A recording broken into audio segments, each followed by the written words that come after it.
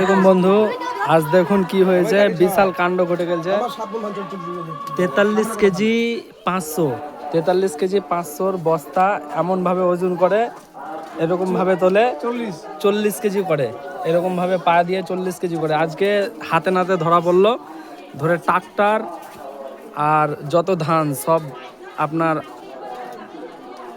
বন্দি করা হয়েছে, ওদেরকে আটক করা হয়েছে। মাস্টারের বাড়িতে, এখানে আমাদের দুলাল মাস্টার সাহেব MSK স্কুলের হেডমাস্টার সাহেবের বাড়িতে ধান চুরি হচ্ছিল। আজকে দেখুন কি ঘটনা ঘটিয়েছে। এদেরকে কি করা উচিত আপনারা বলেন, এদেরকে কি করা উচিত? আর আপনারা যারা ট্রাক্টরে ধান দেন, ট্রাক্টরওয়ালাদেরকে ধান দেন, গরিব মানুষই ধান দেয়, তাদেরকে সতর্ক যে আপনারা ধান দেওয়ার আগে খুব কাঁটা চেক করবেন। দেখেন নিজের চোখে দেখেন, 43 কেজি ধান, 43 কেজি ধান, 43 কেজিতে 40 কেজি করে বস্তাগুলো নিচ্ছিল। এই বস্তা সব 40 কেজি করে। যদি 10টা বস্তা হয়, 3 × 10 = 30 কেজি ধান আপনার এমনিতে বেশি যায়। 3 × 10 = 30 কেজি ধান বেশি যায়। কত ধান দিয়েছে দেখেন, কত ট্রাক্টর। 10টা বস্তাতে আপনার 30 কেজি যদি যায়, তাহলে আপনার এত ট্রাক্টরে ধান যে তুলেছে, কত গরিবের বলেন যাচ্ছে। এদেরকে কি করা উচিত?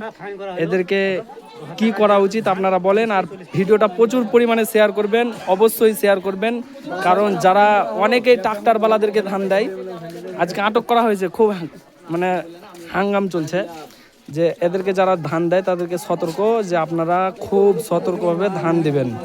দেখেন দেখেন ইনাদেরও ধান নিয়েছে। ইনার বাড়ি কোথায়? ইনাদের বাড়ি কোথায় ট্রাক্টরওয়ালাদের?